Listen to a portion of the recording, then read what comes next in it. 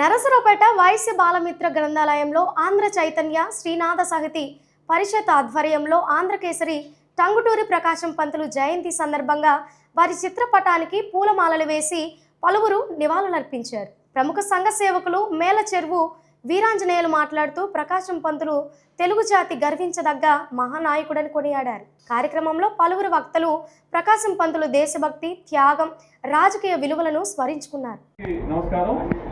ఈరోజు నరసరావుపేట పట్టణంలోని వైశ్య బాలమిత్ర గ్రంథాలయంలో ఆంధ్రకేసరి స్వాతంత్ర సమరయోధుడు టంగుటూరి ప్రకాశం పంతులు గారి యొక్క 150వ జయంతి కార్యక్రమం మరి ఘనంగా జరిగింది. ఈ కార్యక్రమానికి అధ్యక్షులుగా మేళచెరువు వీరాంజనేయులు గారు ఇచ్చేశారు. వారు టంగుటూరి ప్రకాశం పంతులు గారి యొక్క గొప్పతనాన్ని గురించి, త్యాగ నిరత గురించి మరి ప్రసంగించారు. అదేవిధంగా ఆంధ్ర చైతన్య గ్రూపు శ్రీనాథ సాహితీ పరిషత్ తరపున నా పేరు సోదా చంద్రరామరెడ్డి, మేము హాజరయ్యాము.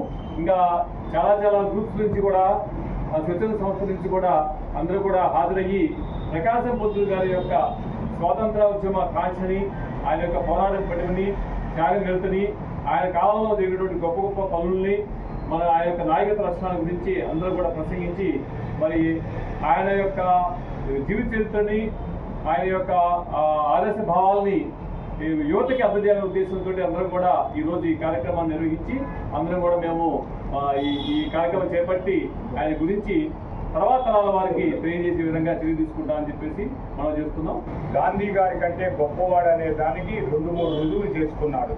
ఒకటి, వారు మహారాష్ట్రలో ఒక మార్వాడి దగ్గర 10,000 రూపాయలు రుణం తీసుకొని రాట్నాలు పంచారు. ఆ రాట్నాలు పంచినతో అది ఎన్పిఏ అయితే అకౌంట్ బాపట్ల కోర్టుకి వారిని పిలిపించారు. ఆ బాపట్లో ఉన్న ఇంగ్లీష్ జడ్జి గారు, ఇంత పెద్ద వ్యవహారాన్ని ప్రకాశం పంతులు గారిని మేము విచారణ చేయలేము, అందువల్ల అవుట్ ఆఫ్ కోర్టు సెటిల్ చేసుకోమని చెప్పారు. అప్పుడున్న మార్వాడి పెద్ద మనిషిగా మహాత్మా గాంధీ గారిని ఎంచుకున్నాడు. వారు ఏం చెప్పారంటే, నాకు మహాత్మా గాంధీ గారి మధ్యవర్తిత్వం నాకు ఇష్టం లేదని చెప్పాడు. అదేందయ్యా, ఈ దేశానికి పెద్ద నాయకుడు కదా మహాత్మా గాంధీ, వారి మధ్యవర్తిత్వాన్ని ఎలా వద్దంటున్నావు అన్నాడు. లోగా ఒకసారి నాకు ఢిల్లీలో ఇద్దరికి వివాదం వచ్చి పరిష్కారం కోసం గాంధీ గారి దగ్గరికి పోతే, గాంధీ గారు ఒకరి వాదన విన్నారు కానీ నా వాదన వినకుండా వారికి 10,000 రూపాయలు ఇవ్వమని నాతో చెప్పాడు. ఆయన పెద్ద మనిషి అని, జాతీయ నాయకుడని నేను ఇచ్చాను.